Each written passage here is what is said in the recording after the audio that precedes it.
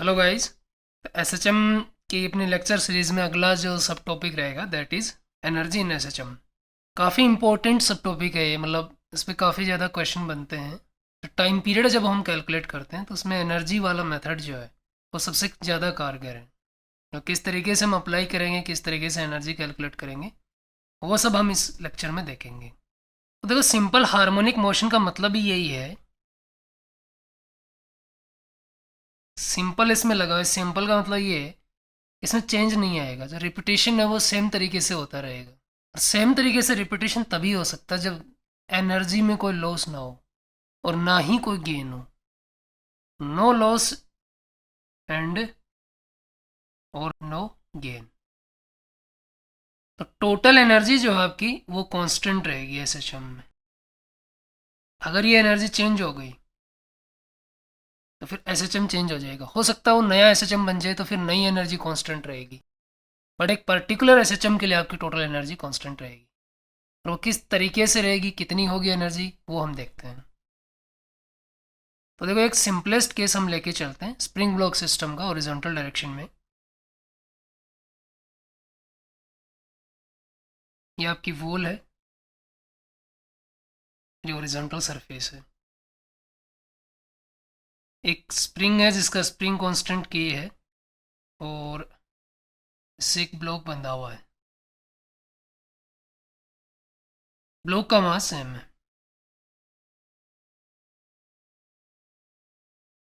This is के। ये जो एसएचएम कर रही है, इस एसएचएम का ये वाली मेन पोजीशन आपकी, और ये आपकी पॉजिटिव एक्सट्रीम है, और ये वाली आपकी negative extreme. So mean position is x is equal to 0, positive extreme is x is equal to plus a, and negative extreme is x is equal to minus a। हम इसको किसी भी एक जनरल पॉइंट पे लेंगे कि जब ये यहां से मीन पोजीशन से x डिस्टेंस पे है ब्लॉक। जब ये ब्लॉक x डिस्टेंस पे है तब इस ब्लॉक की वेलोसिटी v, ब्लॉक की वेलोसिटी v, जनरल वेलोसिटी हम लेके चल रहे हैं। जब ब्लॉक आपका मेन पोजीशन से x डिस्टेंस पे है तब देखो दो एनर्जी हैं। कौन कौन सी एनर्जी? एक आपकी पोटेंशियल एनर्जी, एक काइनेटिक एनर्जी। काइनेटिक एनर्जी तो इस ब्लॉक में स्टोर्ड होगी। ब्लॉक का मास m है, ब्लॉक की वेलोसिटी v है, so kinetic energy will be half M V square. Potential energy किस में स्टोर्ड होगी? ध्यान रखना यहाँ पे, इस वाले सिस्टम में पोटेंशियल एनर्जी स्प्रिंग में स्टोर्ड है। पीई किस में स्टोर्ड है? स्प्रिंग में, स्टोर्ड इन स्प्रिंग। इस वाले सिस्टम में ब्लॉक के पास सिर्फ एक ही एनर्जी है, that is your kinetic energy. अब यहाँ पर इस एसएचएम में होगा क्या कि जब ब्लॉक आपका ऑसिलेट करेगा तो ब्लॉक के पास काइनेटिक एनर्जी, स्प्रिंग के पास पोटेंशियल एनर्जी, यही एनर्जी कन्वर्जन चल रहा है। कि ब्लॉक के पास जब काइनेटिक एनर्जी मैक्सिमम होगी तो उसने कुछ ब्लॉक स्प्रिंग से आपकी पोटेंशियल एनर्जी ले ली, और जब ये काइनेटिक एनर्जी लूज करेगा तो वो किस फॉर्म में करेगा? स्प्रिंग की पोटेंशियल एनर्जी में। और स्प्रिंग उस पोटेंशियल एनर्जी को स्टोर करता है, because potential energy is stored, it is not lost. तो पोटेंशियल एनर्जी किस में स्टोर्ड होगी? आपकी स्प्रिंग में। और ये कितनी होती है आपकी? अगर स्प्रिंग में एक्सटेंशन और कंप्रेशन अगर x है then stored energy is half K X square. देखो, एक चीज यहाँ पे थोड़ा सा ध्यान देना। टोटल एनर्जी अगर हम लिखें तो total energy is always half M V square plus half K X square. यानी आपको ये फॉर्मूला याद रखना, E is equal to P E plus K E. ये वाला देखो सिंपलेस्ट केस है, इसमें काइनेटिक सिर्फ ब्लॉक के पास है। और कौन सी टाइप की काइनेटिक एनर्जी है? सिर्फ ट्रांसलेटरी मोशन की वजह से, ट्रांसलेशन मोशन की वजह से जो काइनेटिक एनर्जी है वो वाली है। और पोटेंशियल एनर्जी सिर्फ और सिर्फ स्प्रिंग में स्टोर्ड है। स्प्रिंग में stored energy half K X square है, और जब मीन पोजीशन है तब स्प्रिंग में स्टोर्ड एनर्जी आपकी जीरो है। ये सिंपलेस्ट केस है। कॉम्प्लिकेटेड केस पे आपके किस तरीके से क्वेश्चन बनेंगे वो भी हम करेंगे, पर अभी आपको कंसेप्ट समझना है कि ये काम किस तरीके से करता है। तो जब भी आपको टोटल एनर्जी लिखनी है तो ब्लॉक की या जो भी बॉडी आपकी एसएचएम कर रही है उस बॉडी की टोटल एनर्जी आप काइनेटिक एनर्जी लिखिए और पोटेंशियल एनर्जी टोटल लिखिए। अब पोटेंशियल एनर्जी दो कंपोनेंट हो सकते हैं, स्प्रिंग में स्टोर भी हो सकती है और जब ब्लॉक आपका वर्टिकल डायरेक्शन में ऑसिलेट करेगा तो ग्रेविटेशनल पोटेंशियल एनर्जी होगी, वो ब्लॉक में ही स्टोर्ड होगी। बट यहाँ पर ब्लॉक में पोटेंशियल एनर्जी स्टोर्ड नहीं है। एनीवे अब ये एनर्जी कांस्टेंट रहती है कि नहीं एक बार हम चेक कर लेते हैं। देखो प्रीवियस लेक्चर में हमने देखा था that v is equal to omega root A square minus X square. अगर हम v की वैल्यू ये पुट करें, अच्छा और ओमेगा की वैल्यू कितनी होती है, देखो हमें ये भी पता है omega is equal to root K by M, या फिर मैं स्क्वायर कर दूं तो omega square is equal to K by M, या फिर एम ओमेगा स्क्वायर जहां दिखे वहां हम के पुट कर सकते हैं। ये दो रिलेशन है, इन दोनों को हम यूज करते हैं, अपनी टोटल एनर्जी कितनी हो जाएगी E is equal to 1/2 M V square. तो ये देखो v की जगह हम इसका स्क्वायर करते हैं, omega square A square minus X square plus half K X square. देखो ये एम ओमेगा स्क्वायर को मैं के रिप्लेस कर रहा हूं तो E will be your 1/2 K A square minus X square plus half K X square is equal to 1/2 K A square minus 1/2 K X square plus 1/2 K X square. ये part आपका cut गया, तो total energy is equal to 1/2 K A square. ये total energy होती है आपकी। अब के की जगह के इक्वलेंट भी आ सकता है, अगर के इक्वलेंट होगा तो टोटल एनर्जी विल बी 1/2 के इक्वलेंट का K equivalent into A square. Anyway आपको कहीं यूज नहीं करना है इसको, directly energy is equal to constant कितनी होगी कैलकुलेट कीजिए, कोई क्वेश्चन इस पर डायरेक्टली इस तरीके का बनता नहीं है। बट ये इंपॉर्टेंट चीज़ है कि आपको ये लिखना, ये जो मैंने येलो कलर में लिखा हुआ है यहाँ पे, ये देखिए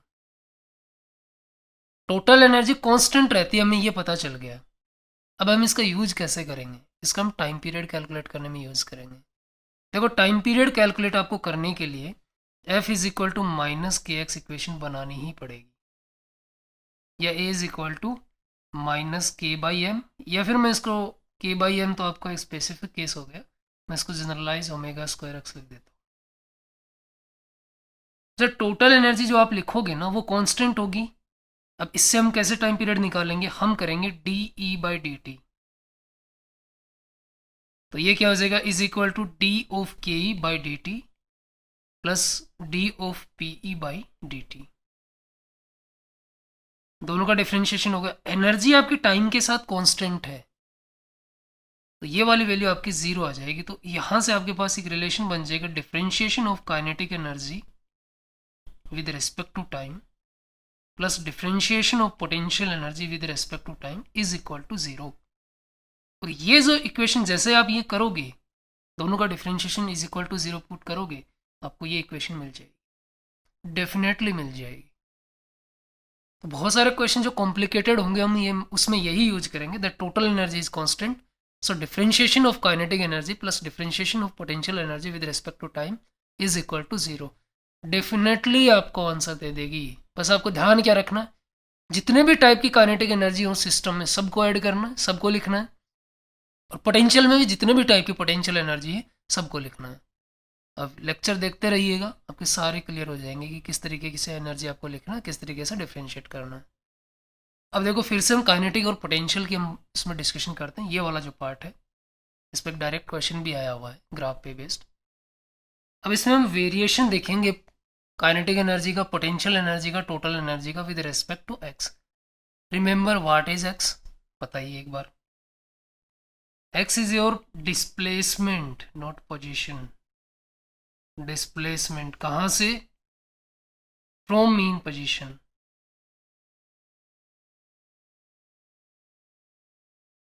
या फिर आप इसको पोजीशन बोलना चाहें तो ये बोल सकते हैं position with respect to mean position या इक्विलिब्रियम पोजीशन। तो उससे कितना डिस्प्लेस हो गया वो है आपका सिंपली।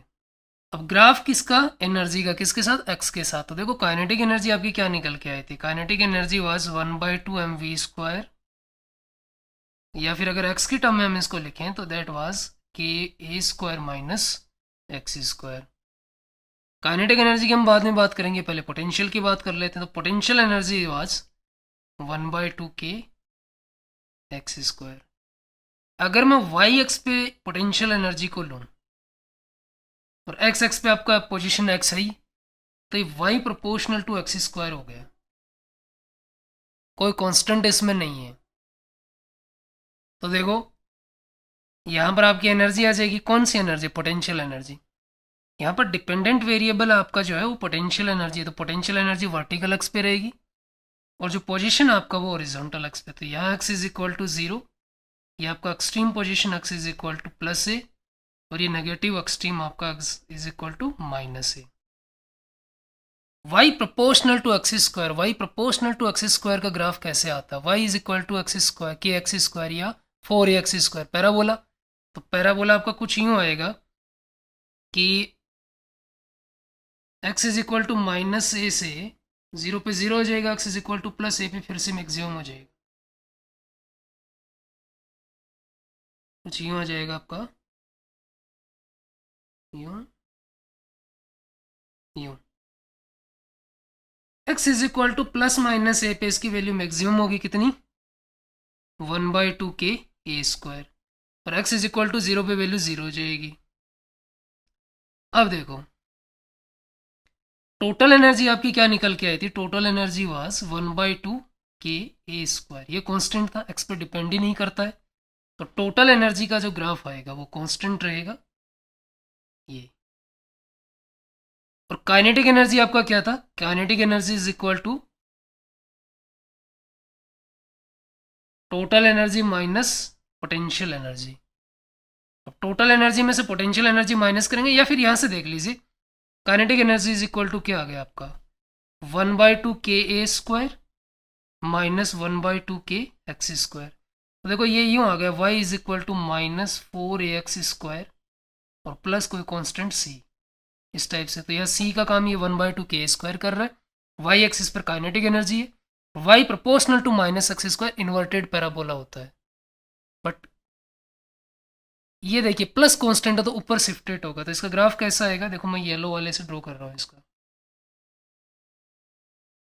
ये ग्राफ आएगा, राइट। तो ये आपका काइनेटिक एनर्जी का ग्राफ होगा येलो वाला, वाइट वाला किसका होगा? पोटेंशियल एनर्जी का, और ये जो लाइट ब्लू है वो किसका हो गया? टोटल एनर्जी का। ये ग्राफ डायरेक्टली क्वेश्चन आया हुआ आपसे। अब जैसे मैं आपसे पूछ लूँ कि ये दोनों इंटरसेक्ट कर रहे हैं, येलो वाला और आपका वाइट वाला, कहाँ पे कर रहे हैं? एक तो आपका यहाँ पे कर रहे हैं जो मैं जैसे रेड से शो कर रहा हूँ आपको, तो यहाँ मान लीजिए एक्स की वैल्यू एक्स नोट है, तो आपसे पूछ ले एक्स नोट कितना होगा। तो देखो दोनों इंटरसेक्ट आपके कर रहे हैं, तो at X is equal to X naught kinetic energy is equal to potential energy है ना। Kinetic energy is 1/2 K A square minus X square is equal to potential energy is half K X square. आपने equal किया, इसका मतलब X is equal to X naught है, तो x की जगह एक्स नोट पुट कर दीजिए। 1/2 के आपका कट जाएगा, A square minus X naught square is equal to X naught square. Simply X naught is equal to plus minus a/√2, यानी X naught is equal to plus minus a/√2 पे आपका दोनों इंटरसेक्ट करेंगे। This is a/√2 minus a/√2 and this is your plus a/√2। अच्छा आपसे phase भी पूछ ले यहाँ पे, तो x is equal to a/2 पर फेज कितना होता है? तो एक तो जाते टाइम फेज और एक आते टाइम फेज, तो दो फेज होते हैं। जाते टाइम तो आपका फेज कितना होता है? जाते टाइम तो फेज होता है π/4 और आते टाइम कितना होता है? 3π/4। इधर जाते टाइम कितना होता है? 5π/4 और आते टाइम कितना होता है? 2π माइनस π/4। तो 2π माइनस 2π/4 करोगे कितना आ जाएगा? 2π minus π/4 that is 7π I think 8 आ जाएगा, 7π/4 सॉरी। तो फेज पूछ ले आपसे, कुछ भी पूछ ले, जैसे मैं आपको यहाँ पर दे दूँ कि जब काइनेटिक एनर्जी आपकी मैक्सिमम की हाफ है, जैसे मान लीजिए ये वाला पॉइंट दे दूँ कि यहाँ पर एक्स इज इक्वल टू कितना होगा, तो आपको रिलेशन पता होना चाहिए कि ग्राफ किस तरीके से आएगा, रिलेशन किस तरीके से होगा जब काइनेटिक एनर्जी मैक्सिमम की हाफ होगी। अब इजीली निकाल सकते हैं, कैसे करेंगे। Maximum kinetic energy 1/2 K A square होती है, इसका हाफ कितना हो जाएगा 1/2, और ये किसके इक्वल है, जब x की वैल्यू x0 है, के A square minus x0 square. तो देखो आपको 1/2 की कट जाएगा, रिलेशन आ जाएगा A square by 2 is equal to A square minus x0 square. So simply x0 square is equal to a square by 2, x0 is equal to a by root 2 plus minus a by root 2। तो जब आपके दोनों, और वैसे भी आप directly भी कर सकते हो कि दोनों इंटरसेक्ट कर रहे हैं, मतलब दोनों kinetic energy is equal to potential energy, और दोनों का सम टोटल एनर्जी कांस्टेंट है, इसका मतलब दोनों आधी आधी है। तो किस तरीके से भी क्वेश्चन आपका बन सकता है, तो आपको थोड़ा सा ध्यान में रखना है। ये क्वेश्चन देखिए आप, the kinetic energy of the particle executing SHM will be equal to 1/8 of its potential energy, total energy का भी दे सकता था, when its displacement from the mean position is, यानी x आपको बताना है। k is equal to 1/8 of PE, तो k को बेटा आप क्या लिखते हो 1/2 K A square minus X square is equal to 1/8 of half K X square, 1/8 of half K X square. देखो ये वाली वैल्यू किसी एक पर्टिकुलर एक्स के लिए होगी, तो उस एक्स को हम एक्स नोट बोल देते हैं, क्योंकि एक्स आपका जनरल होता है, तो उसको स्पेसिफिक करने के लिए हमने एक्स नोट लिख दिया है। के तो आपका कट जाएगा दोनों तरफ से, लेफ्ट साइड में क्या आ जाएगा half A square minus half X naught square is equal to 1/16 X naught square. Simply आपका half X naught square right side में जाएगा, तो A square by 2 is equal to X naught square by 2 plus X naught square by 16 is equal to 16 आपका LCM आ गया, ऊपर आ गया 8 + 1 x naught square, ये cut गया बेटा आपका 8 आ गया, इधर 2 हो गया है ना। तो 9 X naught square divided by 8 is equal to A square, या फिर X naught is equal to 8a square by 9 is equal to 2√2/3a, 2√2/3a। Your C is correct answer, C is your correct answer।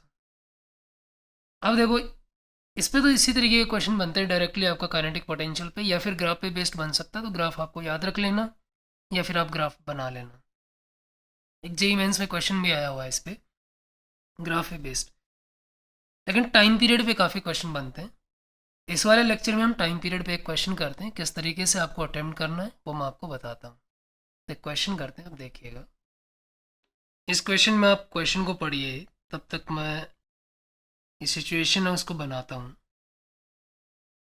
इसमें आपको यहाँ दे रखा है कि horizontal surface पे spring से ब्लॉक नहीं, इस बार एक सॉलिड सिलेंडर बंधा हुआ है। तो देखो सॉलिड सिलेंडर को आप जो है डिस्क की तरह भी ट्रीट कर सकते हो, क्योंकि प्योर रोलिंग होती है। तो यू बंधा हुआ है और ये रोल कर सकता है विदाउट स्लिपिंग,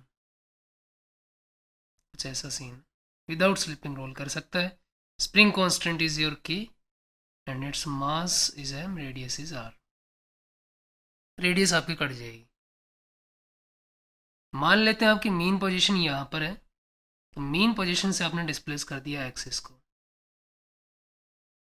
इसका टाइम पीरियड आपको कैलकुलेट करना है, तो टाइम पीरियड से पहले आपको F is equal to minus K X बनाना। अगर इक्वेशन बन जाती है इसका मतलब आपका एस एच एम करेगा, अगर F is equal to minus K X नहीं बनती है तो आपका एस एच एम नहीं करेगा।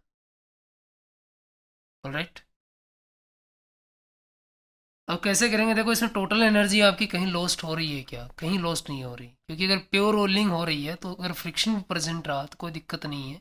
अगर स्लीपिंग होती है तब फ्रिक्शन वर्क करता है, तो यहाँ प्योर रोलिंग हो रही है तो फ्रिक्शन के द्वारा कोई वर्क डन नहीं है, तो कोई एनर्जी में लॉस्ट नहीं है, तो टोटल एनर्जी कांस्टेंट रहेगी। कौन कौन सी एनर्जी आपकी टोटल एनर्जी में, एक तो आपकी स्प्रिंग की पोटेंशियल एनर्जी है, और कोई पोटेंशियल एनर्जी है नहीं, ये आपकी होगी potential energy plus kinetic energy. देखो ये मान लीजिए किसी भी इंस्टेंट पर इसकी वेलोसिटी आपकी v है, तो साथ में ओमेगा भी होगा आपका, और प्योर रोलिंग कर रहा है तो omega will be v by R, v by R. तो काइनेटिक एनर्जी देखो ट्रांसलेशन मोशन की वजह से जो काइनेटिक एनर्जी होती है that is 1/2m v square, और ट्रांसलेटरी मोशन रोटेशन मोशन की वजह से जो काइनेटिक एनर्जी होती है that is half I omega square. तो ये दोनों जो पार्ट है वो आपके काइनेटिक एनर्जी के पार्ट है। This is rotational, this is translatory kinetic energy, first one is, second is rotational kinetic energy. Total energy of course constant रहेगी क्योंकि कहीं पर कोई लॉस नहीं है। So your E will be 1/2 kx² plus kinetic energy आपकी जो translatory motion की वजह say that is half mv²। Rotation की वजह से कौन सा ऑब्जेक्ट आपका सिलेंडर है, किसके अबाउट निकालोगे, सेंटर के अबाउट ही तो रोटेट कर रहा है, तो सेंटर के about is I is your 1/2 mr², omega square is your v² by r²। r² आपका कट गया।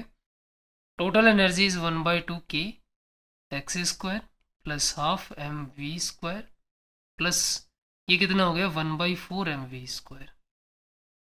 So total energy is 1/2 kx² plus 3/4 mv²।